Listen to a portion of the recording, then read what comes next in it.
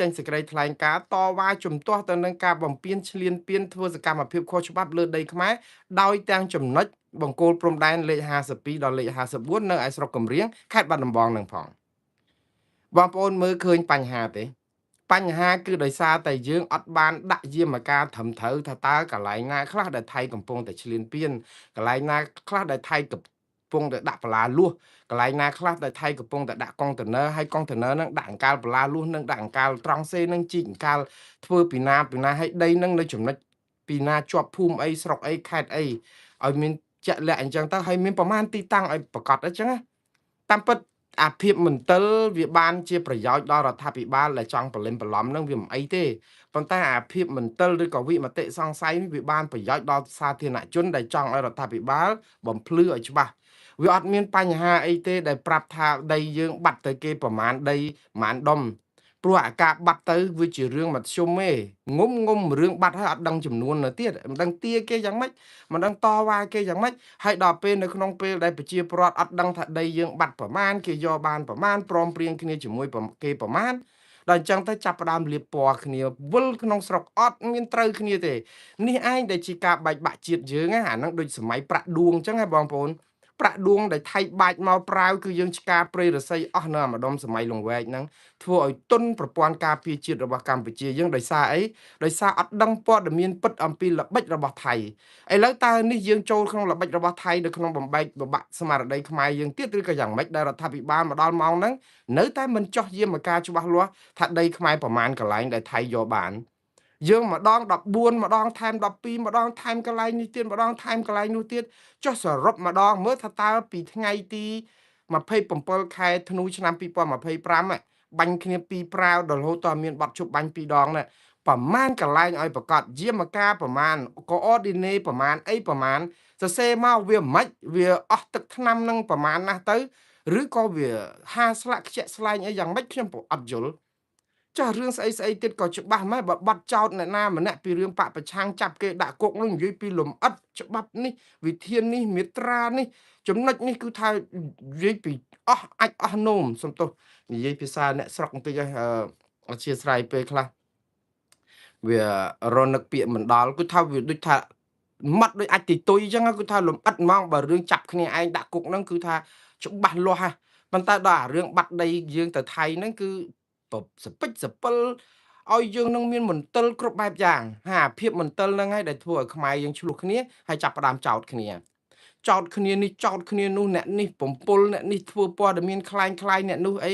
ហើយចោះព័ត៌មានคล้ายមិនបើសិនជាអស់លោកជាមន្ត្រីរហូតដល់អភិបាលខេត្តអត់ស៊ីគ្នាជាមួយក្រសួងការបរទេសផងអត់ដឹងថាដីកន្លែងណាថៃឈ្លានពានដីណាគេទៅលបងចូលយើងផងយើងថាអត់អីផងហ្នឹងហើយនៅពេលដែលក្រសួងការបរទេសថាអីរួចទៅអភិបាលខេត្តថាអត់អី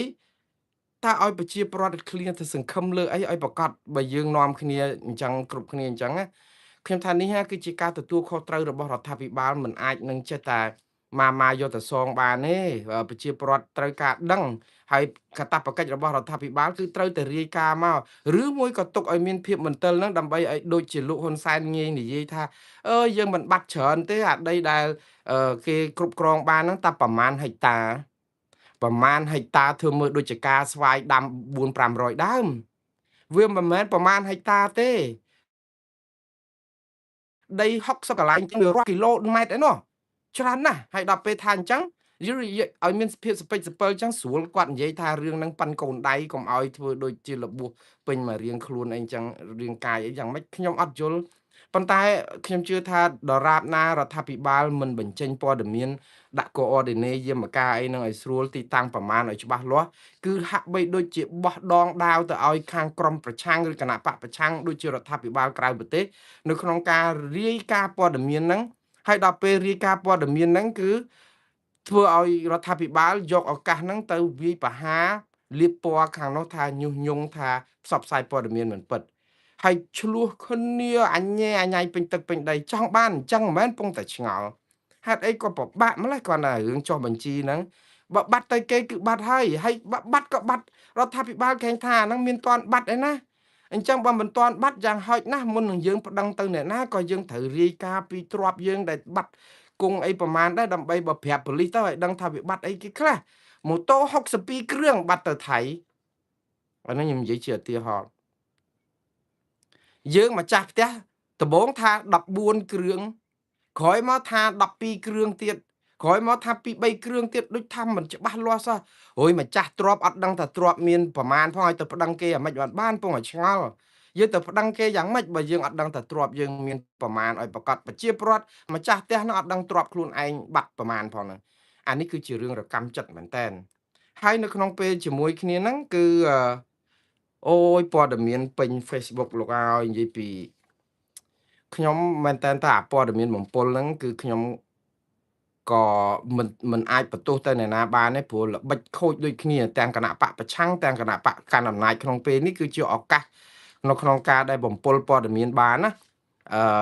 ជាការដែលឆ្លៀតឱកាសបានយើងក៏មិនអាចទៅចោទគណៈបកប្រឆាំងថាជាអ្នកបង្កើតព័ត៌មាននេះហើយយើងក៏មិនអាចទៅនឹងថាគណៈបកកាន់អំណាចមិនមែនជាអ្នកបង្កើតព័ត៌មាននេះដើម្បីស្វាស៊ីបាយលៀបមាន់ប៉ប៉ែបានដែរព្រោះរឿងស្មោកគ្រោកចេះយើងឃើញច្រើនពេករឿងដែលថ្មីនេះគឺតាក់ទងនឹង Facebook របស់លោកហ៊ុនសែនមួយដែល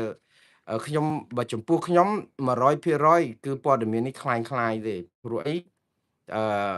ព័ត៌មានដែលបង្កើតដោយគ្រាន់តែយកគណនី Facebook របស់លោកហ៊ុនសែនមកសរសេរកាត់តអីបន្តិចទៅហើយដាក់ថារដ្ឋាភិបាលទទួលស្គាល់ថាបាត់ដីទៅថៃជាង70កន្លែងអីលាក់នឹងលាក់រដ្ឋាភិបាលកម្ពុជាឯណាដែលទទួលស្គាល់ថាបានបាត់ដីប្រមាណកន្លែងឲ្យពិតប្រាកដទៅថៃគ្រប់គ្រងនោះវាអត់មានទេដូច្នេះបើសារបែបនេះនិយាយពីរឿងនៅក្នុងកណនី Facebook របស់លោកហ៊ុនសែនទៀតវាកាន់តែធ្វើឲ្យយើងមានមន្ទិលច្រើនណាបើអញ្ចឹងទៅវាធ្វើឲ្យជាមានការដែលគិតថាព័ត៌មានហ្នឹងคล้ายបងប្អូននឹងជួនកាលហ្នឹងក៏ចែកបន្តឡើងប្រសាច់អាខុសអក្ខរាវិរុទ្ធខុសស្អីសរសេរទៅនឹងប៉ាតណាប៉ាតណីហ្នឹងក៏ចេះតែចែកទៅហើយដល់ពេលអញ្ចឹងនៅពេលដែលក្រមប្រឆាំងគិតតែឃើញលោកហ៊ុនសែនទទួលស្គាល់ប្រើសពាក្យថាពិនិត្យតាមផែនទីបារាំងសៀមគឺថាមិនទាន់សូម្បីបាត់តែ1មីលីម៉ែត្រអីណាអីចឹងទៅអាដីបាត់អស់មួយកណោវាធ្វើបង្កើតឲ្យមានកម្ដៅកំហឹងហើយប៉ុន្តែតើពេលហ្នឹងហេតុអីបានជាលោកហ៊ុនសែនទៅសរសេរសារអត់ប្រយោជន៍អីអញ្ចឹងដែរខ្ញុំដឹងហើយថាគាត់សរសេរសារអត់ប្រយោជន៍ច្រើនណាពីមុនមកដែលបង្កឲ្យមានកំហឹងការឆ្លោះគ្នាការអីងើបមួយវាយមួយប៉ុន្តែអារឿងពេលខ្លះវាមិនមែនប្រកាសថាក្រុមកាន់Facebook របស់គាត់នេះចេះតែសរសេរប៉ាតណាប៉ាតណីអឺដើម្បីទម្លាក់កំហុសខ្លួនឯងឬក៏ទទួលស្គាល់ការពិតដែលរដ្ឋាភិបាលមកដល់ម៉ោងនេះអត់ទទួលស្គាល់ដែរទេយើងក៏មានមន្ទិលចឹងដែរហើយខ្ញុំនៅតែគិតថាព័ត៌មាននេះវាคล้ายទេក៏ប៉ុន្តែសួរថាអ្នកណាបង្កើតព័ត៌មានคล้ายនេះច្រើនលើកច្រើនសារណាស់ដែលបង្កើតព័ត៌មានคล้ายយក Facebook របស់លោកហ៊ុនម៉ាណែតនឹងមកប្រើឬក៏លោកហ៊ុនសែនមកប្រើឬក៏អ្នកកាសែតណាមកប្រើហើយបងប្អូនឲ្យតែលឺសូរប៉ះពាល់ដល់គណៈបកប្រជាជនកម្ពុជាបង្ហាញអំពីការស្អប់ខ្ពើមគណៈបកកណ្ដាលអំណាចនឹងគឺថាជាពិសេសក្រុមខាងប្រឆាំងគឺចែករំលែកហើយមានមតិឲ្យឡើងពុលពេញបណ្ដាញសង្គមដូចថាពេលខ្លះអត់បានថ្លឹងថ្លែងពិចារណាផ្ទៀងផ្ទាត់ព័ត៌មាននឹងឲ្យបានច្បាស់លាស់សិនទេគឺថាចេញមតិនឹងដើម្បីឲ្យសុបាយចិត្តដើម្បីធ្វើយ៉ាងម៉េចឲ្យគណៈបកកណ្ដាលអំណាចនេះរលាយឲ្យឆាប់នៅពេលជាមួយគ្នានឹងគណៈបកកណ្ដាលអំណាចជាពិសេសដោយក្រុមលោកហ៊ុនសែនគឺវាយប្រហារមកវិញថាព័ត៌មាននេះបើក្រុមប្រឆាំងចែកព្រាតអញ្ចឹងណាគឺបានន័យថាជាការដែលបង្កើតដោយក្រុមប្រឆាំងដើម្បីលាបពណ៌គណៈបកប្រជាជនកម្ពុជាឬថ្នាក់ដឹកនាំរដ្ឋាភិបាលកម្ពុជាលក្ខណៈឃើញចោតគ្នាបងប្អូននៅពេលដែលមានព័ត៌មានបែបហ្នឹងដែលធ្វើឲ្យខូចប្រយោជន៍គណៈបកប្រជាជនកម្ពុជាជាទូទៅគឺគេចង្អុលមកខាងក្រមប្រឆាំងថាមានចេតនាទុច្ចរិតនៅពេលដែលព័ត៌មានចេញពីការដែលបង្កើតឲ្យខូចប្រយោជន៍គណៈបកប្រឆាំងក្រមប្រឆាំងចោទគណៈបកប្រជាជនកម្ពុជាថាបង្កើតព័ត៌មានទុច្ចរិតដើម្បីលាបពណ៌គណៈបកប្រឆាំងតើការលាបពណ៌គ្នានេះអ្នកណានៅពីក្រោយឲ្យប្រកាសចម្លើយគឺមានតែបងប្អូនទេឆ្លើយបានយើងមិនប្រកាសថាក្រមប្រឆាំងពិតជានឹងធ្វើរឿងដូចនេះរាល់តែពេលហើយក៏មិនប្រកាសថាគណៈបកកណ្ដាលអំណាចមិនធ្វើរឿងនឹងដែរ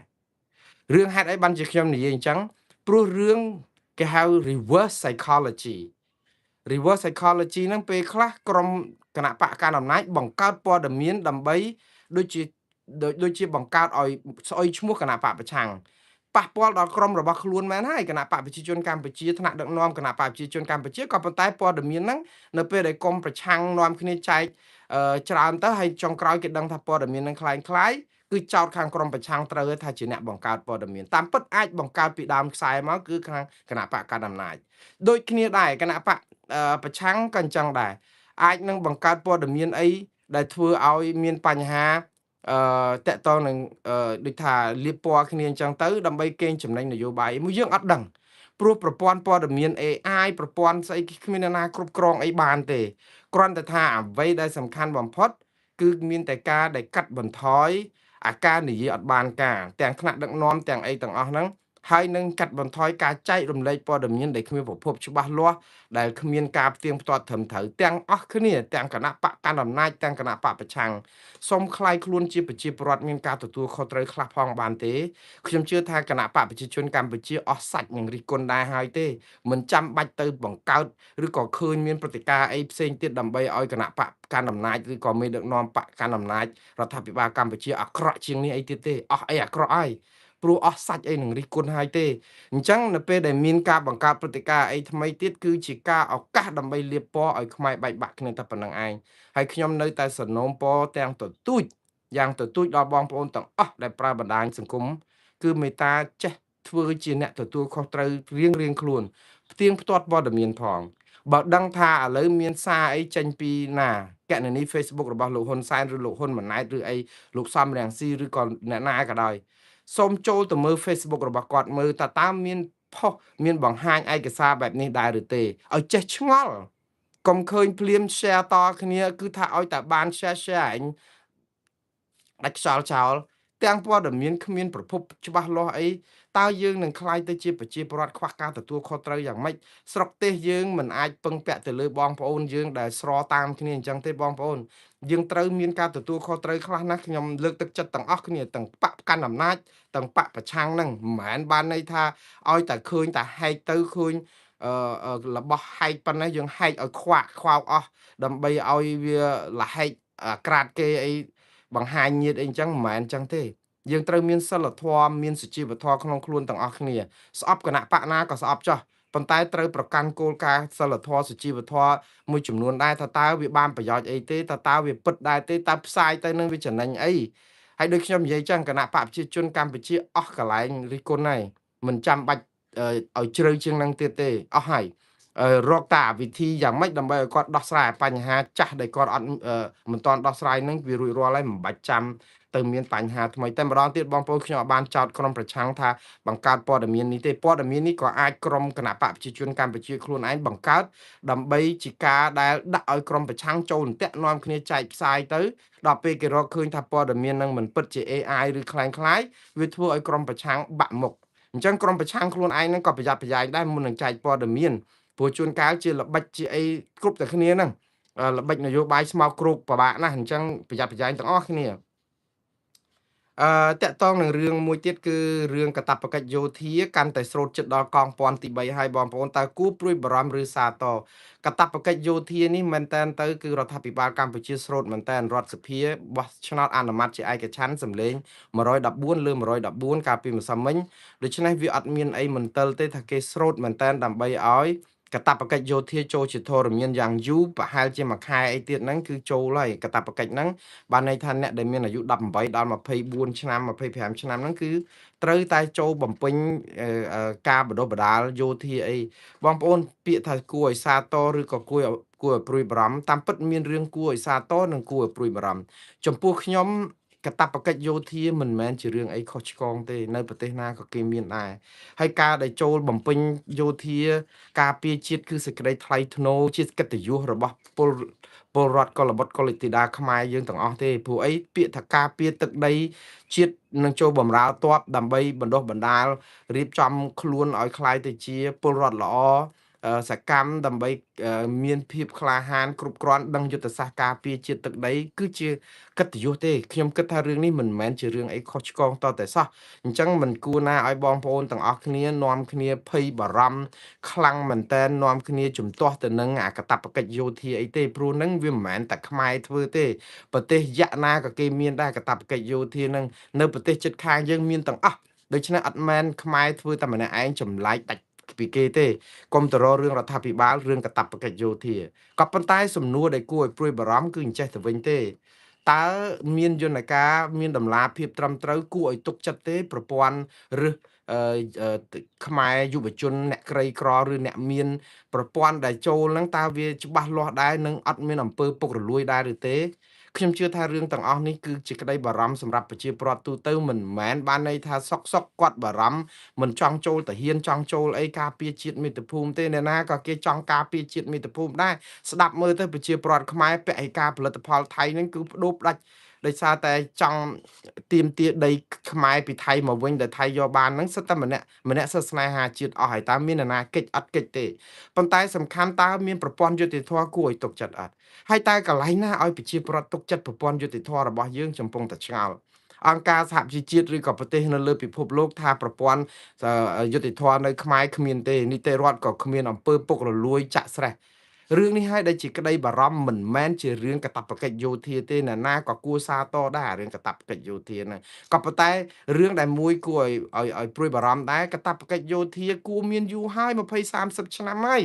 មិនមកតបពេលវាយគ្នាមួយថៃក្ដួងទៅរឹសតបទេយើងគេហៅគោរួចបានធ្វើលបងដល់ពេលថ្ងៃប្រឡងបាននាំគ្នាស្វាត់ជាយរៀនសូត្រអីវាអត់រៀនទៅទាន់ទេដូច្នេះប៉ុន្តែបើសួរធ្វើពេលហ្នឹងវាហួសពេលទេវាមិនហួសទេព្រោះយើងត្រៀមខ្លួន10 20ឆ្នាំទៅមុខទៀតដើម្បីពង្រឹងវិស័យទ័ពយើងឲ្យរឹងមាំទៅដើម្បីតបតទប់ទល់ការពារដែនដីយើងទៅថ្ងៃមុខទៀតក៏អត់មានខុសឆ្គងអីដែរគាត់ថាវាគួរធ្វើយូរហើយប៉ុន្តែអារឿងដែលគួរឲ្យព្រួយបារម្ភមួយទៀតតើប្រព័ន្ធរៀបចំចូលហ្នឹងតើវាមានតម្លាភាពប៉ុណ្ណាអាចរើសបានត្រឹមត្រូវមិនកូនអ្នកមានគេសោកលុយទៅកូនអ្នកក្រនាំគ្នាដឹងទៅជួមុខទៅខ្ញុំជឿថាបើយើងដាក់លុយឲ្យច្រើននៅក្នុងវិស័យយោធានេះណាបំពាក់បំពន់បណ្ដុះបណ្ដាលគាត់ក្នុងរយៈពេល2ឆ្នាំតាមពិតធ្វើឲ្យយុវជននឹងរឹងមាំទៅវិញទេខ្ញុំគាំទ្រទៅវិញទេប៉ុន្តែត្រូវពង្រឹងវិស័យវិន័យយោធានឹងដាក់ប្រាក់ឧបត្ថម្ភនឹងឲ្យច្រើនអ្នកដែលចូលហាត់ទាហានហ្នឹងគឺមួយខែបាន$1000អញ្ចឹងចុះឧទាហរណ៍ហើយផ្ដល់ប្រាក់ឧបត្ថម្ភអីផ្សេងទៀតច្រើនជាងហ្នឹងទៀតអាហារូបករណ៍ឬក៏ការជួយទំនុកបម្រុងអីសពបែបយ៉ាងដើម្បីលើកទឹកចិត្តឲ្យថាចូលទាហានគឺចូលទៅធ្វើទាហានលុតដំខាងវិស័យទ័ពការពារជាតិផងបានទាំងចំណេះជំនាញអីផងចេញមកវិញគឺថាម្នាក់បានចូលសាលាទាហានសបាយហ្មងណាមិនមែនទៅរកតែទឹកផឹកអត់បានដូចសពថ្ងៃទៅយើងទៅឲ្យប្រជាពលរដ្ឋអត់បារម្ភមិននៅក្នុងការចូលទាហានបើស្បែកជើងអត់មានពាក់អាវក្រោះក៏អត់បែកជើងកាភ្លើងបាញ់3គ្រាប់ផ្ទុះមួយរួចទៅពេលឆ្លោះគ្នាមួយថៃរកតែទឹកផឹកអត់បានផងហើយដល់អញ្ចឹងទៅគ្នាបាក់ស្បាតទាហានមកថ្មិញមកក្រាស់មានតែមួយជួនអី